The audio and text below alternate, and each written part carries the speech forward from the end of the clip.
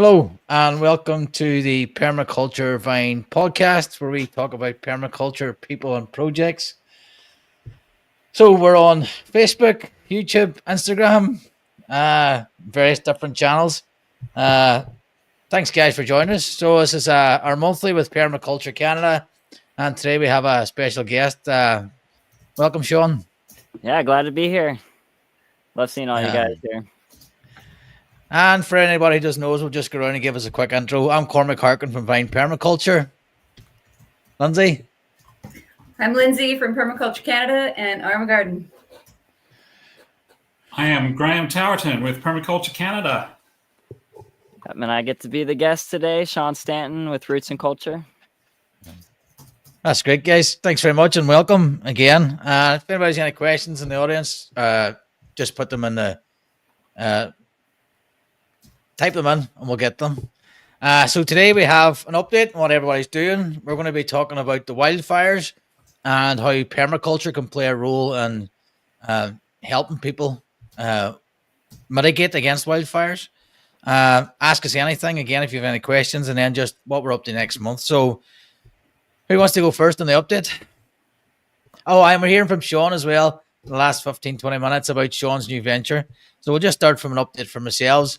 I haven't done anything the last month. Still not well. Extreme tiredness, lethargy. But we'll get on to people who are doing stuff. Lindsay, do you want to go next? Just an update on what you've been up to. Sure, just saying hi to Arletta and Azur and Rebecca, who all joined us on the live. Thanks for being here. For updates, yeah, quite a lot. I'm actually stepping into the terroir division of things and looking at orchards and looking at how we can increase production for what is currently planted monoculture orchards all across the Western Canada. So that's a really big passion project of mine, and looking on how we can integrate with foodies and people that really have a keen eye into nutrient density in their food and how we can increase that with permaculture. So that's one of the things. Today, I was actually meeting with Tree Canada. So looking at ways that we can get agroforestry projects funded for people, looking at shelter belts, how we can increase water infiltration and heal our watersheds through planting more trees. Also working on some urban designs and looking at, trips to California, trips to Florida. And of course, these fires have highlighted, how can we help with permaculture? So it's resurging all that research into, planting for fire and having that as a consideration in our designs, as well as looking at possible current issues that could have stimulated the fires. I'm sure Graham can touch on that because that's his heartbeat, Mr. Ozzy Eucalypts.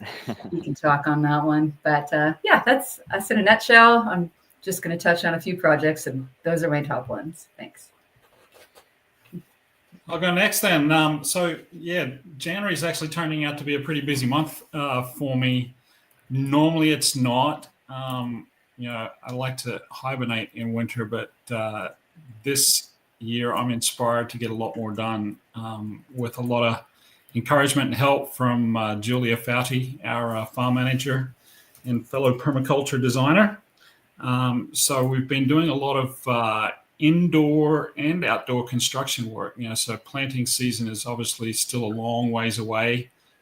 So we're using the downtime from our installation work and from our outdoor gardening and farming activities to get stuck into a whole heap of construction. So almost finished with a greenhouse. We've got, I think, 3 panels left to go on the roof and the end walls to build, and then a source of additional heat and some thermal mass, and then we'll be off to the races before spring gets here with the greenhouse that we're planning to use for all of our seedling raising for our spring gardens, for us and for our customers.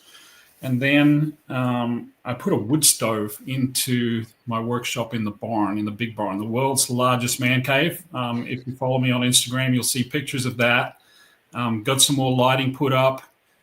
We put out a bunch of straw that had been sitting in one end and finally got one end clear after 10 years of being here to remove all the straw.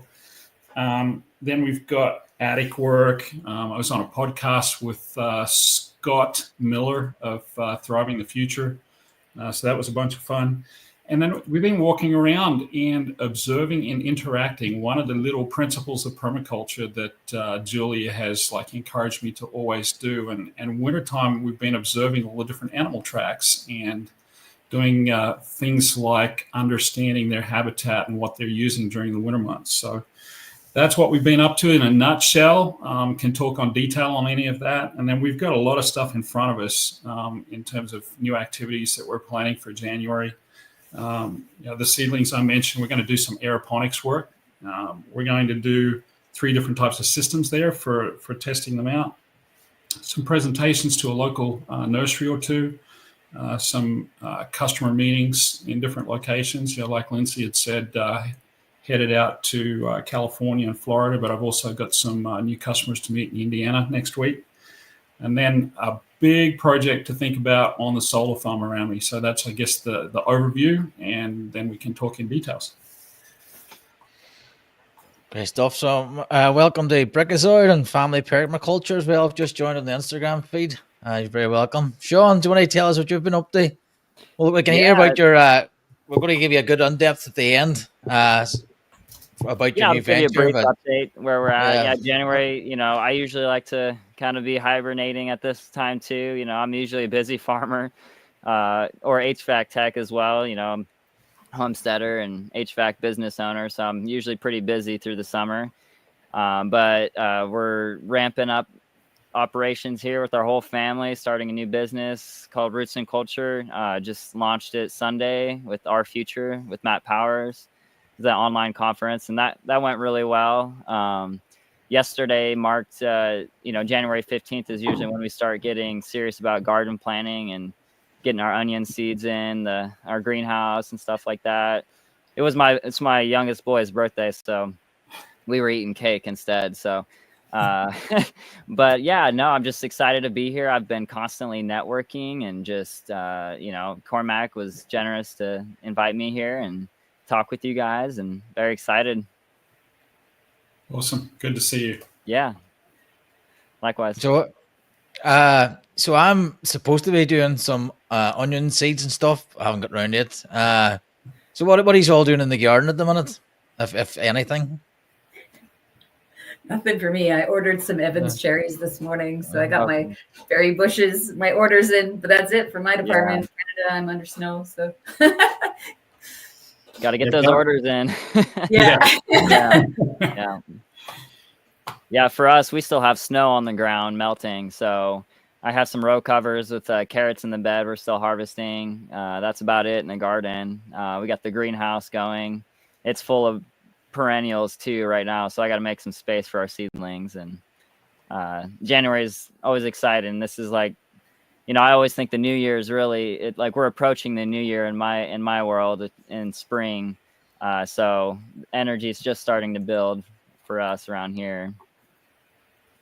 Yeah, so it's been a little bit different weather-wise for us here. We only just got snow that stuck to the ground. So in the last week, we've had 3 or 4 good dustings and showers of snow, but not the normal depth that we'd anticipate. So my ground is just frozen for the first time in the last week or 2. And, that's created a few little challenges about, sort of how late we can actually garden. So we were doing activities in December and into early January before the snow came, just getting a few more garden beds planned and prepped. And then, we're probably, I'm going to say we're stopped now until probably April in terms of any kind of planting activities. And so now, just like Lindsay, it's all, and you guys as well, it's all focused on orders. So we're starting to go through seed catalogs and pick out what things that we want to have to replace seed that we've consumed in 2024 in our gardens. Figure out what new things we want to add in that are different plants that we've not grown before, and start looking at orders for our customers for all the trees so we can get those ordered and coming in time in spring. Great stuff. So there's a comment here from Rebecca Birdwell. She's over in Austin, or she's in Bastrop, Texas. Oh, cool. And she's saying she's sunbathing now, catching some some of that, getting some vitamin D, and loving Central Texas, growing tenders in her microclimate, and it's really warmer there. So she's an avid planter. You know, she's got a lot going on her property, so that's great, Rebecca. That's class. We know sunbathing here. For a while yet. Yeah. So, if you want to get on to the main topic now tonight, which is the very topical, the one that's the wildfires in California, and basically, what solutions or how. I suppose there's a number of ways to look at this. As like how do you design it? How do people help it? Do you paint your roof blue for them? The death lasers from the sky. That's a big topic right now. So I suppose maybe start off just love anybody want to start off just on Graham, did you have any experience of fires in Australia? Was it A lot, unfortunately.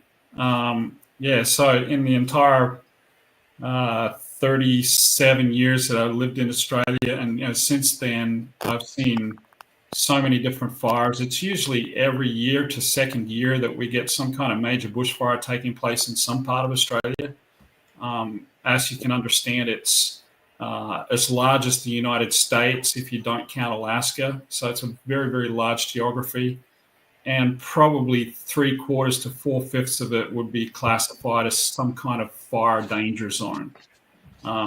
Obviously, the deserts are not, because there's very little vegetation out there. But, when you look at the eastern seaboard, which is where most of our population is based within 60, 70 miles of the coastline, that's all eucalyptus forests all the way up and down the eastern seaboard.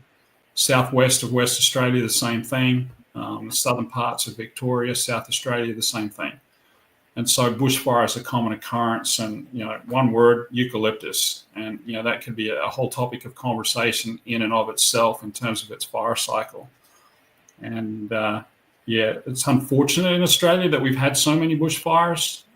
We kind of take it for granted that it's going to happen. So I feel like we're a lot more prepared over there in terms of how to prevent it, how to mitigate it when it occurs, how to fight them when they get really bad, and how to take care of people so that their risk is reduced during very, very severe fires. But unfortunately, the very large fires that have occurred have typically resulted in sometimes multiple hundreds of deaths, great amounts of destruction.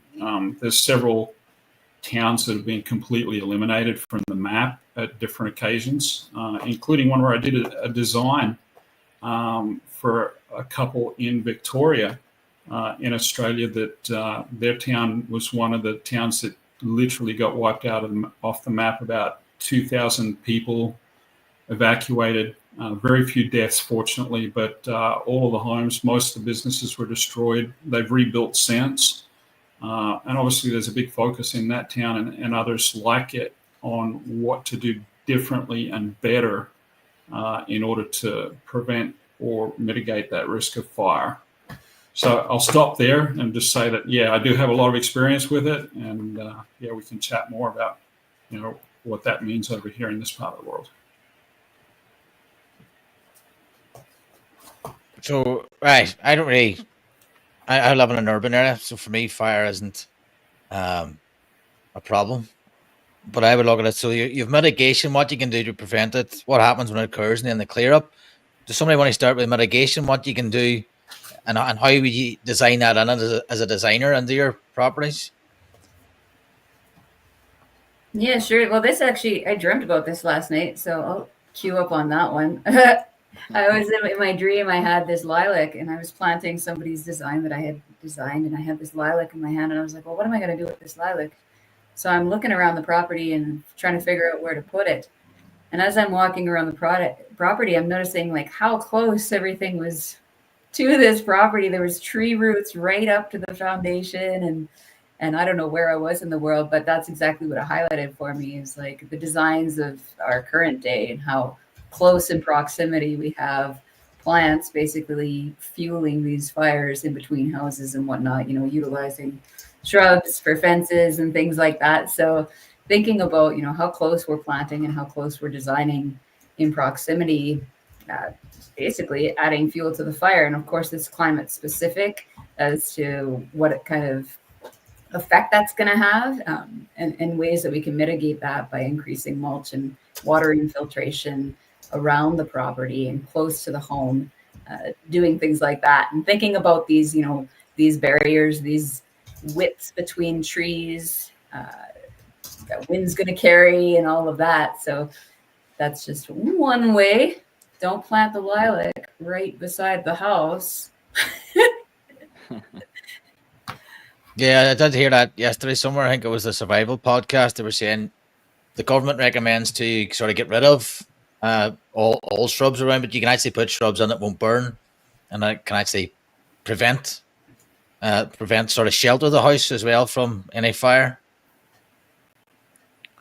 So that was a good podcast. In case anybody, I did watch it for preparation for this. There was a guy on who was seemed to have done a lot of preparation and research around fires. And basically what he was saying was it's the forest management is a big problem where previously there was animals there that were actually doing the forest management, but now they've come in, they've like logged it, left like a biodiversity desert. The animals aren't there doing that cleanup, and then it's basically they remove the elements from a system and not replace them, and then there's that disconnect. So it's a lot of dead brush. And then he was talking about, fire breaks and then water management. He had a great one that I thought was really good, where he's his water storage, his rain catchment, and he basically directs that to a sprinkler on the roof. So when the roof gets saturated, all that water runs back in these rain catchment, so it provides that loop. I thought it was a pretty smart design. Yeah. So one of the major, go ahead, Sean. Unfortunately, and I've been seeing a lot of different things. I mean, I had 3 years of living in Southern California and got to witness a couple wildfires myself.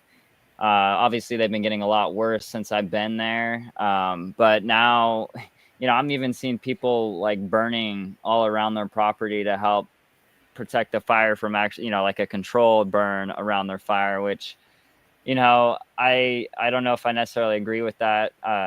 I've been watching Zach Weiss's videos on, water systems and seeing what beavers could do. And I know they're like a big species out there, and, it's humans, we're kind of funny on how we're managing systems, and people are still building homes in California that aren't really fireproof. So by design, we failed ourselves. I think that moving forward, it's going to take a lot more, like larger thinking, and I'm not certain that these like small solutions are the answer yet, but I know that all of us together doing these small solutions could make a huge impact. And yeah, I don't know. It's pretty wild to experience all this and see it all happen.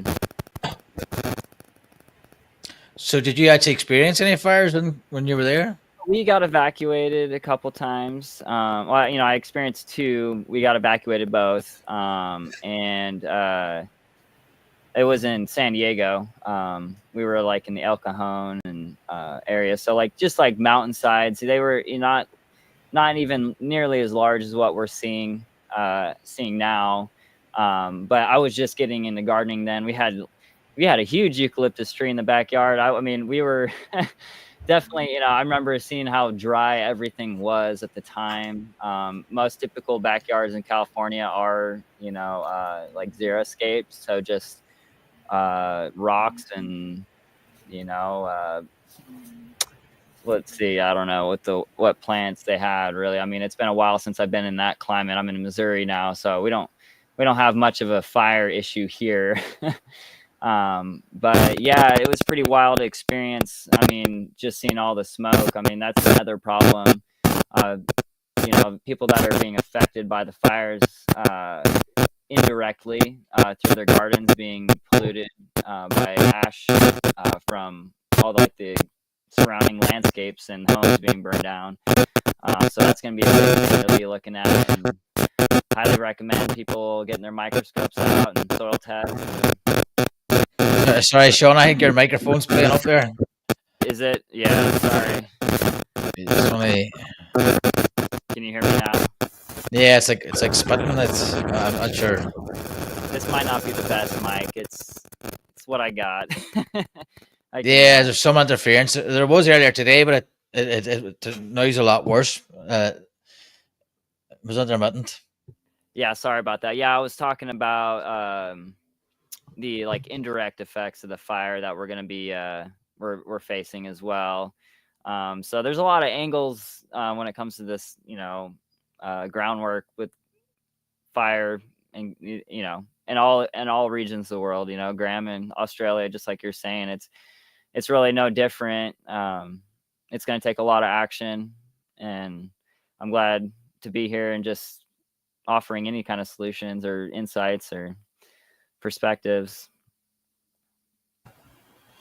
Yeah, and I just got a comment here from Rebecca saying I'm all ears here. Great topic. In our Bastrop fire, part of our problem was overgrown Yukon, which is not managed, is super flammable. Yep. Yeah.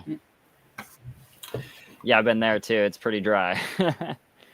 Yeah. Yeah, so I also had the experience of living in California from late 2017 through 2020 in 2 different locations up in the foothills of the Sierra Nevadas, up above Fresno and Coarsegold specifically, and then also over in Fairfield in the Bay Area. And in both locations, we experienced a lot of fires. So the 2018 Paradise Fire is one that affected our family. I got an 8th cousin living in Paradise and her daughter. They had to evacuate. They barely got out of the home, like with 2-3 minutes to spare before it exploded in fire, literally following the last fire truck out of town. Wow. We had a lot of smoke in our area in Fresno and Coarsegold. We're probably 20 minutes away from the southern edge of the worst fire to hit Yosemite in probably 100 years.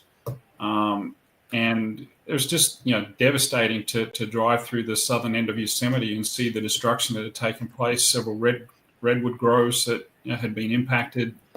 In any event, I made the comment earlier about eucalyptus, and, that's actually an introduced a plant or species in California. It's brought in during the gold rush years in the 1840s and 50s to try to create a source of wood for making railroad cross ties more than anything else, and lumber for home construction and for mine timbers, etc. And then it basically got out of control simply from the point of view that it's a perfect environment in California for the eucalyptus to dominate. No predators for it whatsoever, no other plants that can really outcompete it. And its fire cycle is one which is designed to propagate itself. So it really depends on fire to germinate the seed and to crack open the seed nut. And it's a very, very oil-bound plant or oil-bearing plant. The leaves of eucalyptus oil are just as soon as the heat comes from the fire front, starts to evaporate those oils from the leaves, and then that propagates the frame front further in front of the ground front of the fire. I've seen forests and trees explode in that heat, from the oil being liberated. And so, that's a plant that doesn't belong within the California environment, and unfortunately has been there for now 170 years and is pretty much endemic from, I'm going to say, just north of the Bay Area all the way down to Southern California and beyond, and all up into the foothills of the Sierra Nevadas. So it was all around my place. And we did the effort to clear, 100, 200 feet away from our house. That's a mandatory requirement in California now when you're, in high brush areas with fire smart planning. But, there's a lot of other things, Cormac, you asked from a design perspective, the water systems, and sprays. That's a big part of what works in Australia, is actually to design fairly robust spray systems to protect the home. Putting in place water protected bunkers, so that people who don't have the ability to get off their property quickly can go to a bunker, much like a tornado shelter that would be used in parts of the US. And protecting that with enclosed air, filter systems, water systems, etc., to protect from the heat. And that has been an effective risk mitigation for folks in Australia that's resulted in a lot less loss of life.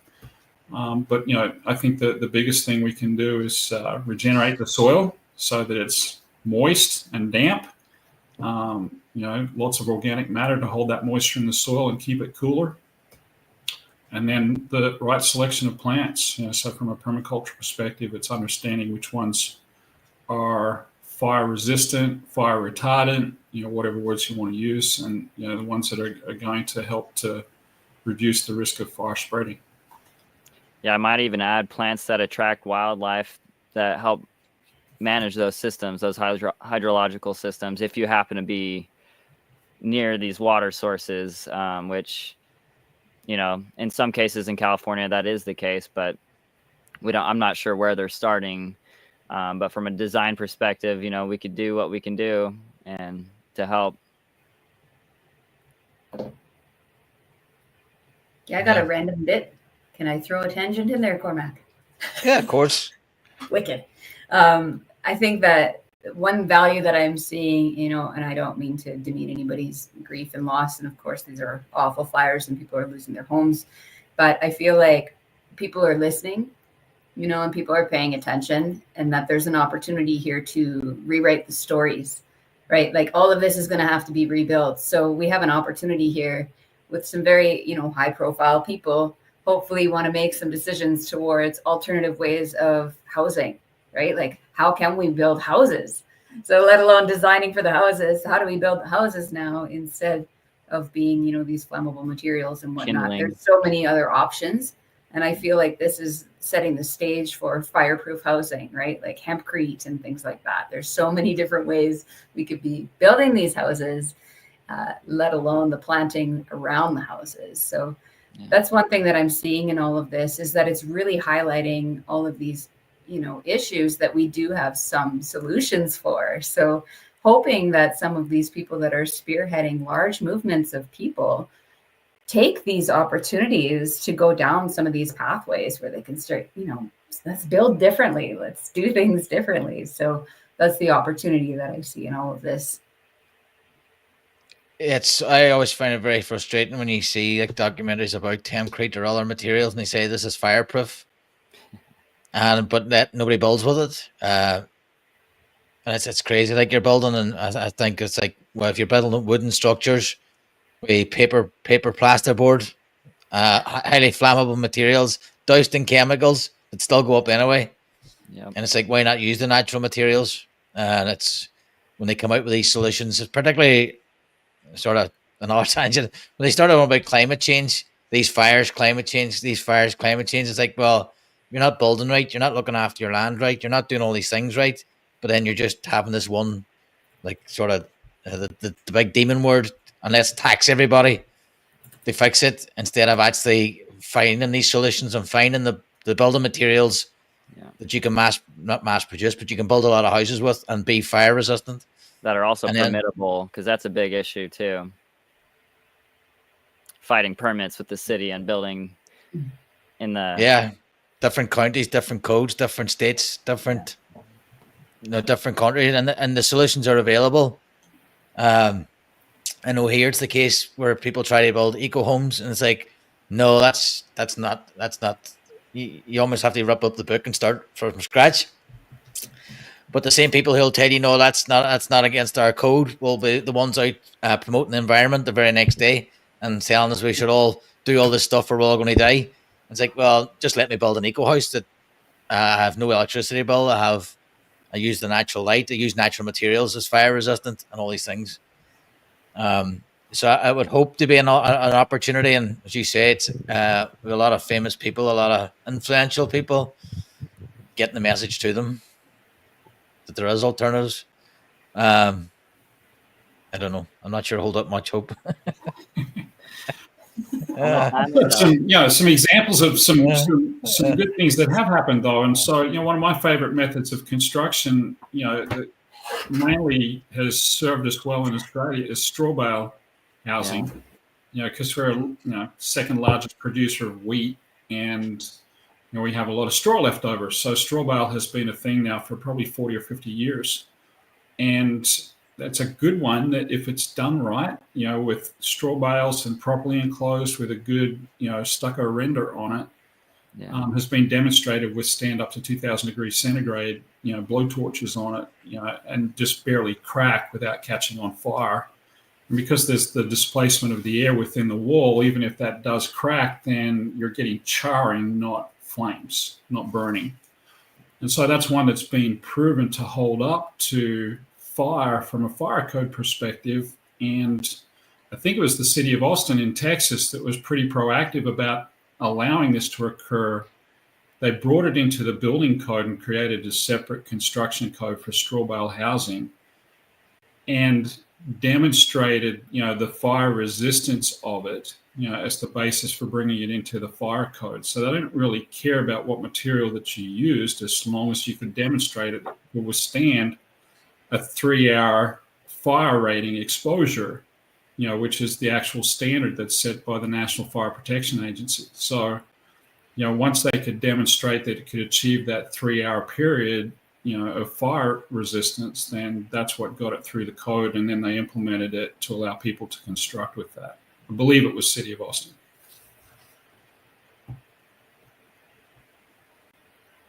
Yeah.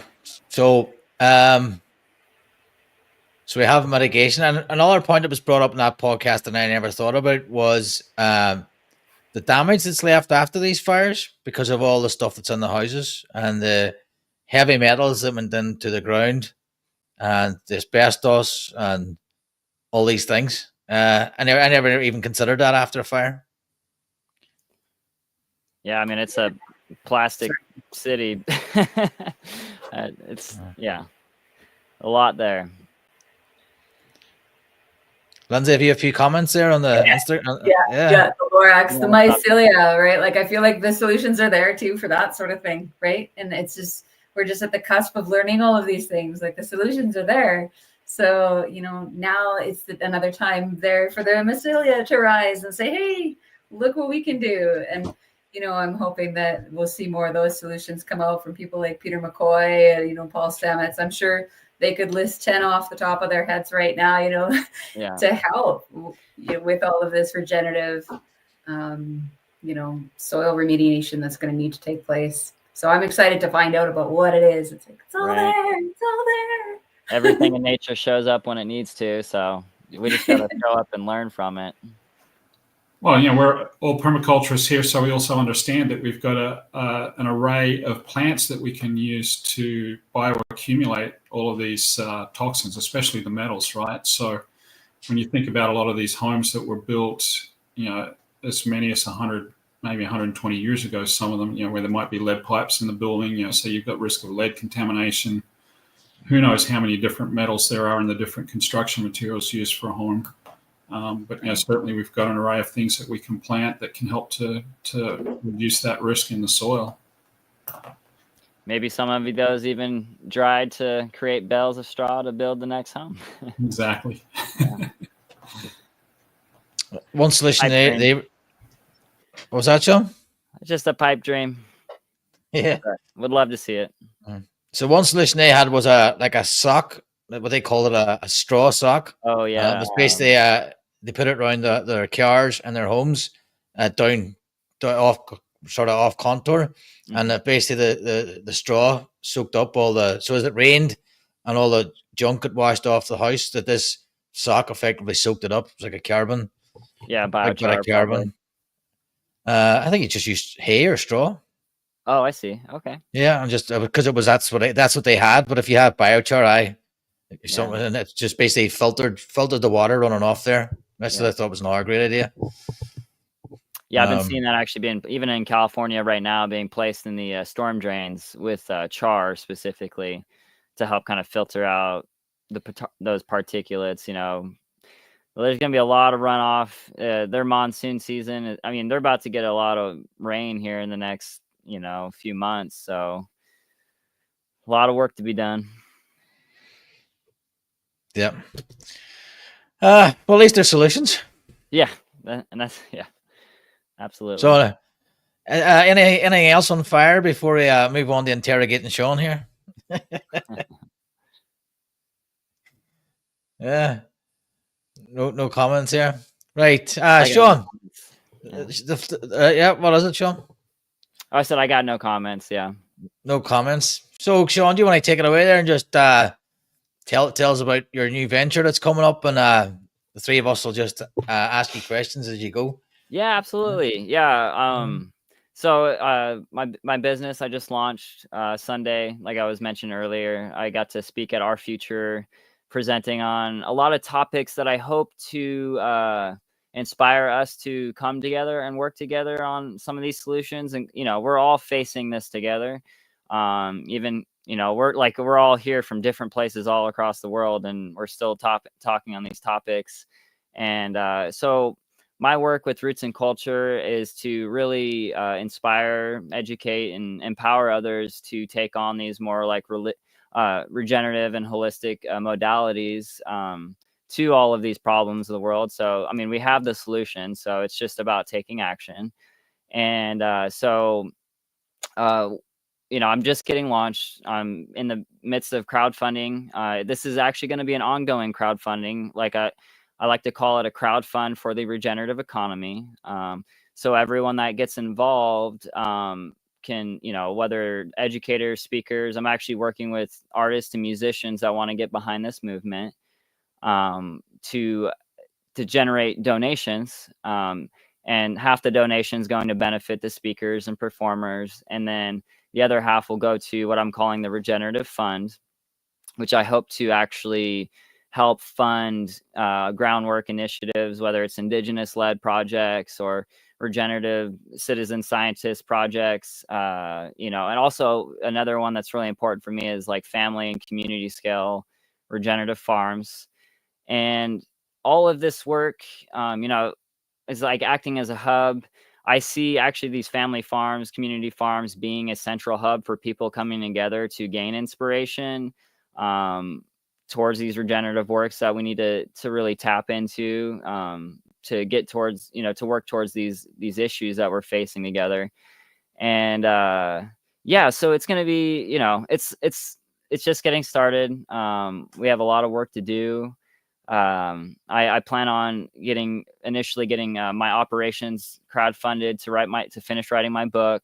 I'm going to be having a free online course covering everything: permaculture, holistic management, indigenous ancestral wisdom, inviting us all to come back into relationship, into us scientists, permaculture type people, we get really quantitative in our reasoning and in our approach to having, solutions, and I want to invite us more into a qualitative approach as well, and getting right relations and, getting more of a local economy so we can even gain more support as we take these actions. Because I know that in my journey, I've more or less been alone. I got a beautiful family. I mean, we're all doing this together. But as like an entrepreneur per se, I've been working at this alone. I've been a designer, and even us all together, we got to work in a cooperative model. And I believe that made a pretty great impact. I know it made a great impact in my life as a designer, being able to work with you all. And essentially I'm trying to create a cooperative model in the hearts of us all to just really step in and start taking action. And I just hope to offer, inspiration, empowerment, and encourage everyone to tap in. There's a lot to be done, and I think we can have a lot of fun on the way. So I'm going to be inviting musicians. I've been networking constantly, and I've put together like a virtual stage similar to like what we're doing, so we can stream live and people can spread the message and hopefully generate donations, not just for our operations, but to benefit these speakers. And I think it's going to go far. I don't know. I hope so. It's like my absolute dream. So it's all becoming real, and it's just hitting me every day. It's really been 7 years in the making. It started with a whole nother nonprofit model that I had going. It was actually called the Permaculture Education Center, Graham. I know you're working on that, and it's a brilliant name. I think you should. I don't have the rights. I don't have the domain for that or anything anymore. So, but it was very much aligned with Matt Power's work and his curriculum. And I'm still going to be taking a lot of that on as an affiliate of his. But I'm writing my own book now, and I'll have a free online course to help promote all of this and talk about all of these, from my giftings, my skills, what I can share, and hopefully as well, like invite you all, everyone, to be part of this online course, to be a collaborative effort as well, to spread their skills and insights and everything. So it's gonna be a lot of fun.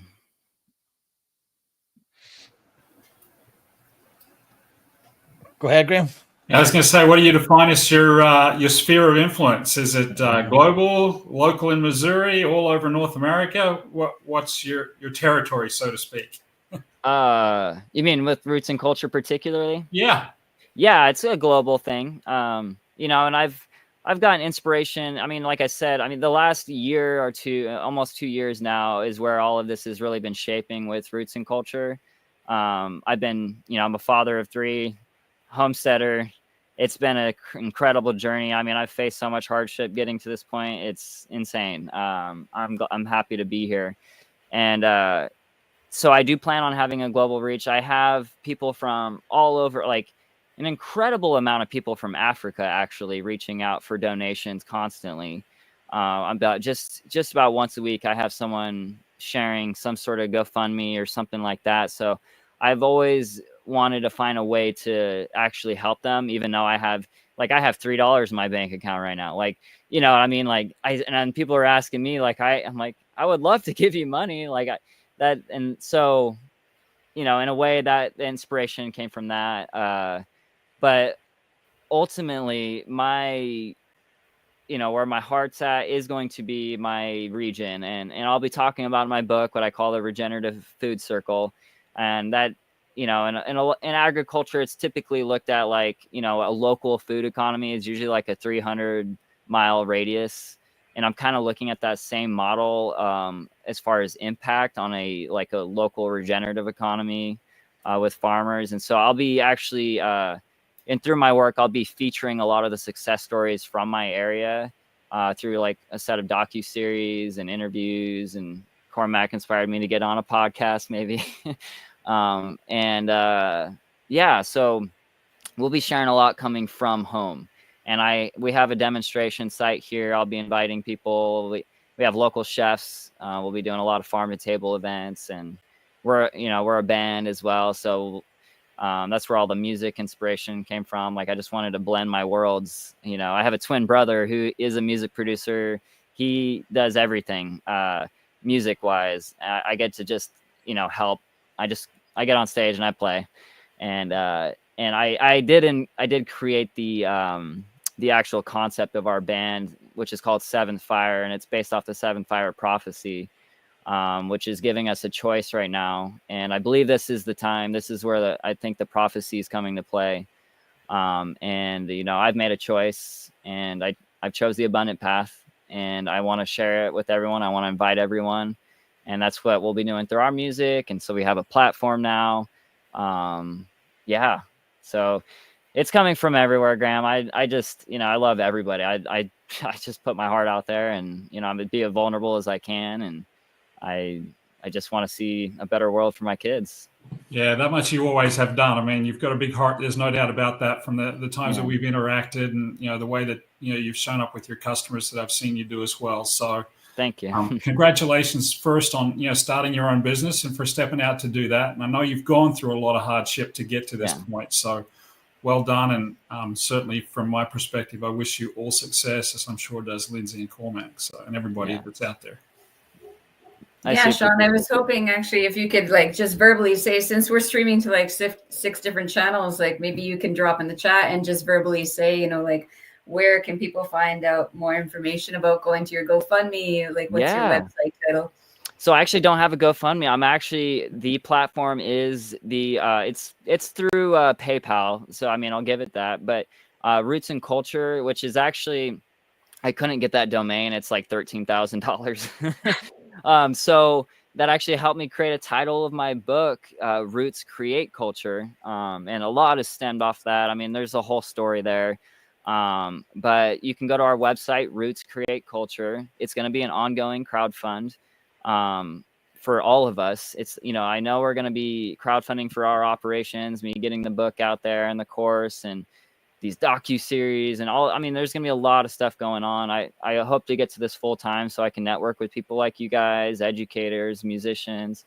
And yeah, you can find me on all the, you know, I'm mainly sticking, you know, to the social platforms that I find work for me. And that's been Facebook, Instagram, and YouTube. I just started the YouTube as this launch. So I put my Our Future presentation up on there. Matt graciously let, you know, he wanted me to put that out there. So I'm promoting that. So I'll be doing a lot on YouTube. I'll be uploading this to YouTube, this chat here. So yeah, social media. Yeah, that's awesome. I love how you say you're the qualitative over the quantitative. I completely resonate with that, as Graham knows. He's like the numbers guy, and I'm the farthest thing from it. Oh, cool. Yeah. Yeah.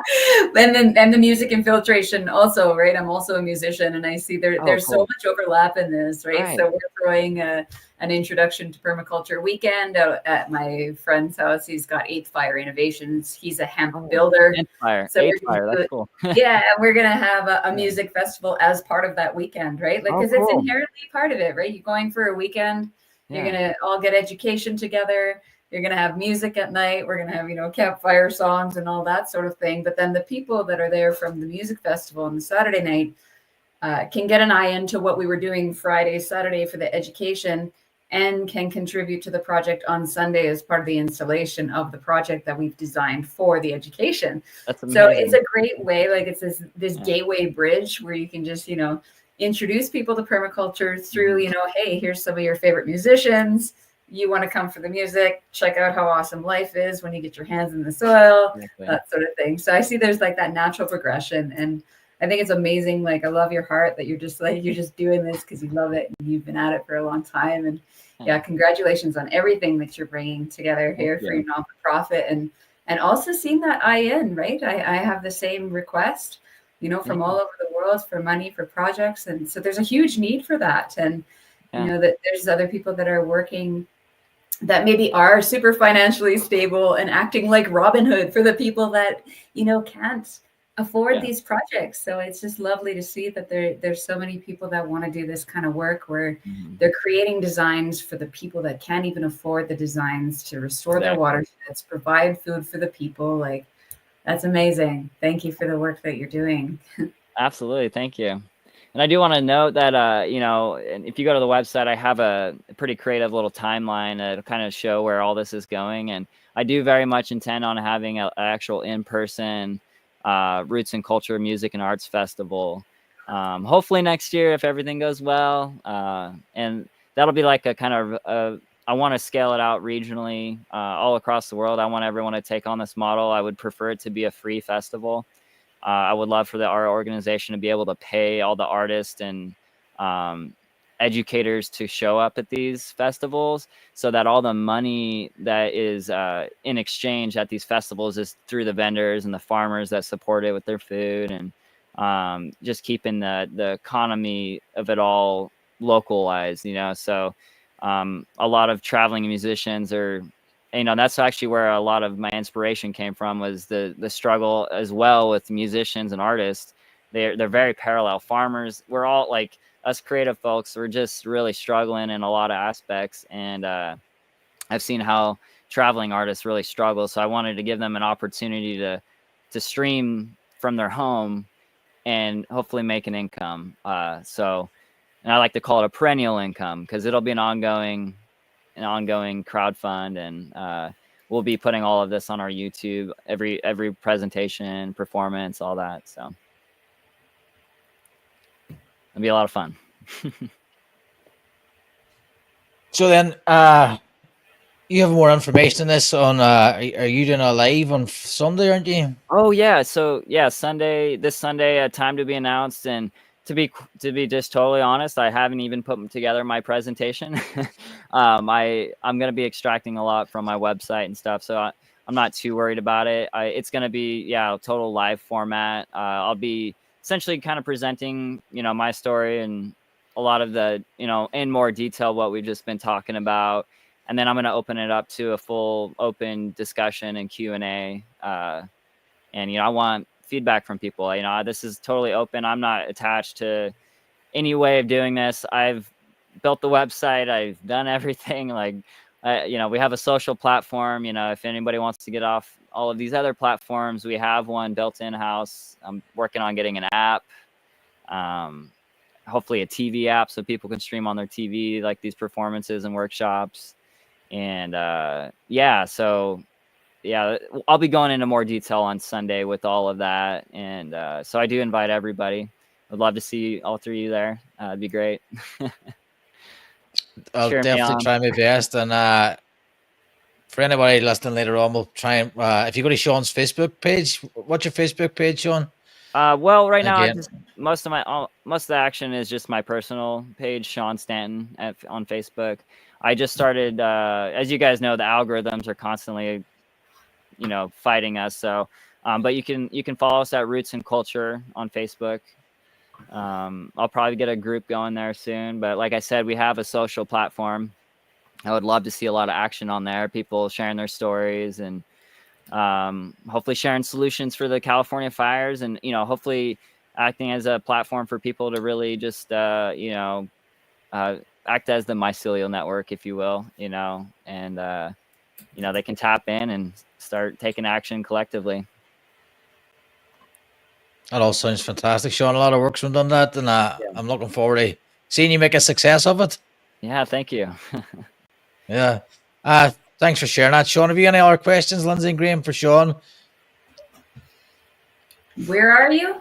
I'm in Fordland, Missouri, which is about 30 minutes east of Springfield, Missouri, in the Ozarks here. We're actually on the Finley River. We're very blessed. We looked for property for 2 years and were able to get on a beautiful spring-fed river. We have our water source is directly out of a large freshwater spring, and just feel absolutely blessed to be here. It was a long time coming.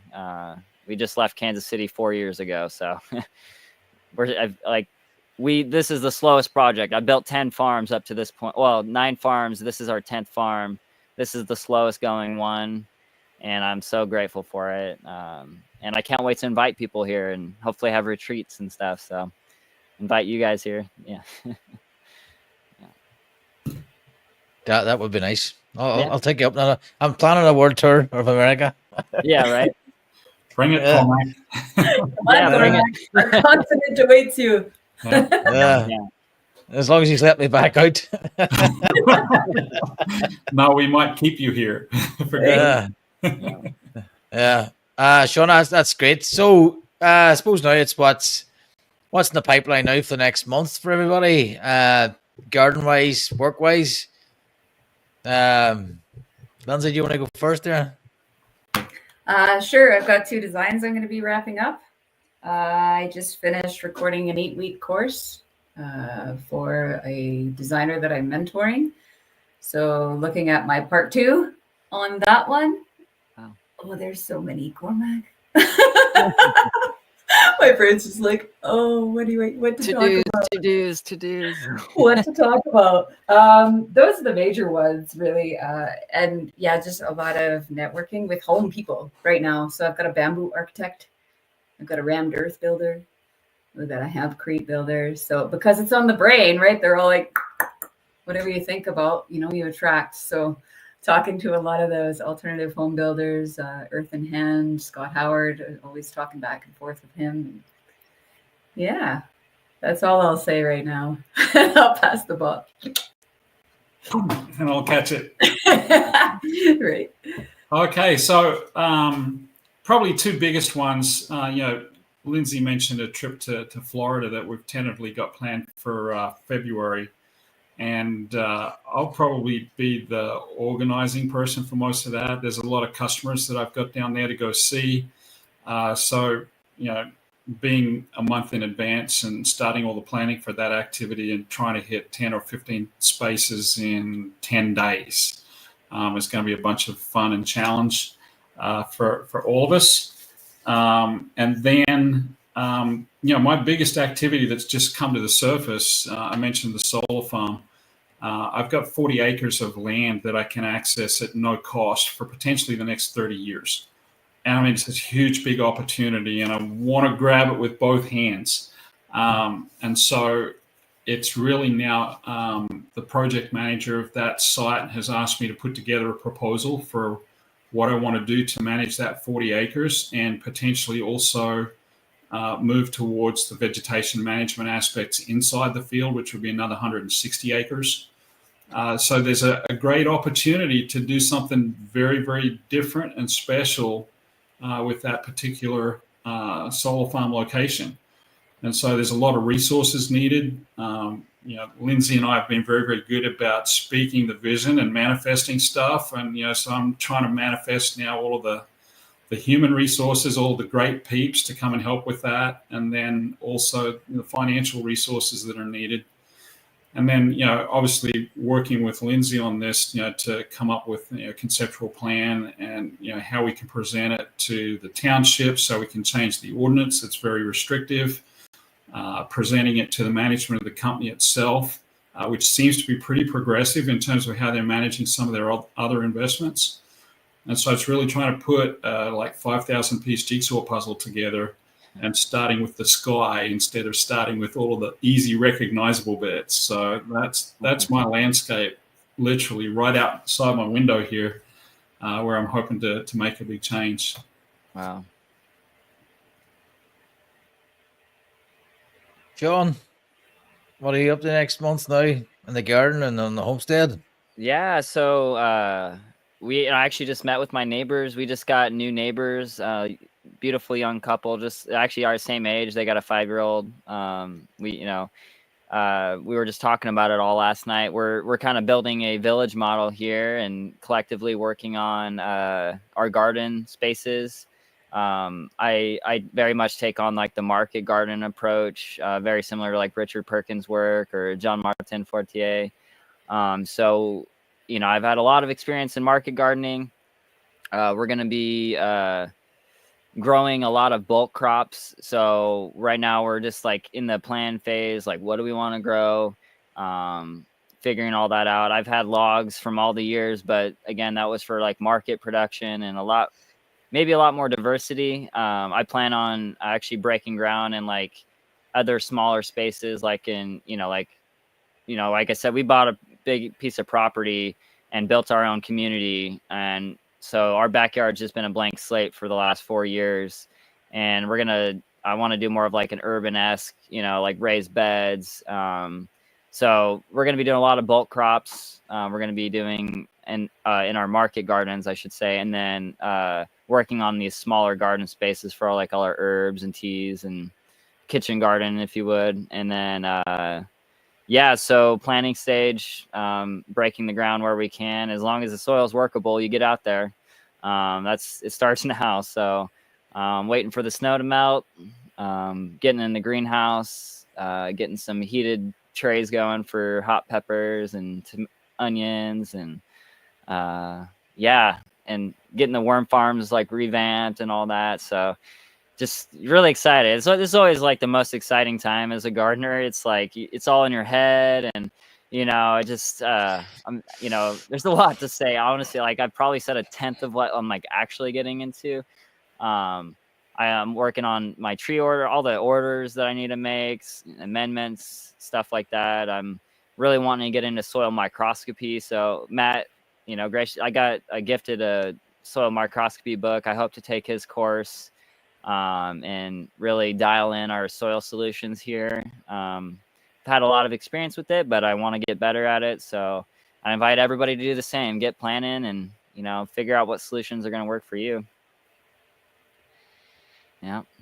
Thanks very much. That was very useful for our listeners who are also thinking about planning their garden and on the, but don't get overwhelmed by it all as well. Yeah, just start somewhere, and I always like to say, make mistakes, because like it took me 10 years of making mistakes for me to just know the little bit that I do.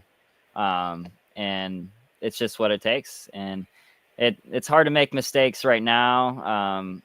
The biggest mistake right now would be not getting started. So and everyone learns that halfway through the summer. They're like, man, I should have started a garden. Like, so hopefully take away from that. I started my first garden and it was July. I still got something out of it. Yeah, it's the Whenever I hardest seen time. it, it's too late. It's too late. I thought, well, I got something. You got something, yeah. Well, good. Yeah, although it was a mess.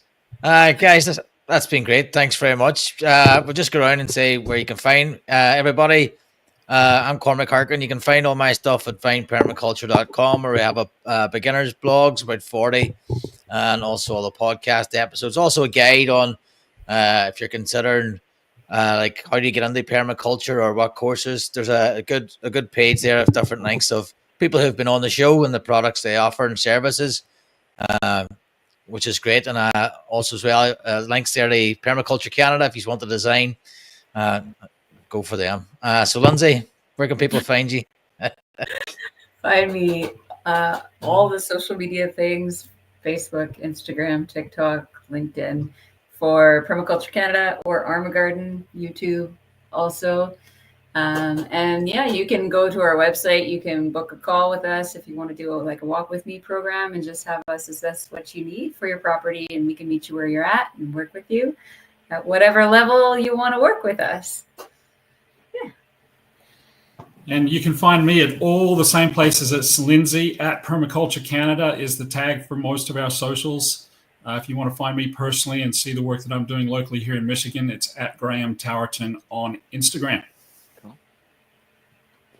Yeah, and you guys heard mine earlier. I also did want, so I would love to invite everyone to go to my website, rootscreateculture.com. That's absolutely where I would love everyone to go and reach me. You can actually get on there and book a connection call. If you want to teach a workshop, promote your business, if you want to join the multi-vendor marketplace to promote your products, that's totally free to join. You get to choose the commission level you want to share to the regenerative fund. We'd love to get on a call with you guys. You can schedule at any time. It's on the home bar of my website. You can connect with me. Or we can get on a 15-30 minute call just to connect, and that's what I'm doing right now. I love getting in these personal, more engaging ways of communicating because social media is very limited. But again, you can find me on all the Facebook, Instagram, and YouTube. So That's great, guys. Thank you very much, and thanks to everyone who commented and liked and gave us a thumbs up. And thanks for listening to this for the last hour. And I'll chat these now. I have a couple of podcasts coming out next week that I recorded. So I have Filippo Chesney coming up. He is doing some great stuff in temperate climates with syntropic agroforestry. I have Marjorie Wildcraft coming up. And I also have a family permaculture, children in permaculture coming out this week as well. So if he's keeping an eye out for them episodes. And thanks, Tazarello, Just Grows Now. Thank you for listening. See you all next month for our monthly update with Permaculture Canada. And Sean, we'll see you on Sunday. Yep, we'll see ya. Cheers. Thanks, guys. Bye.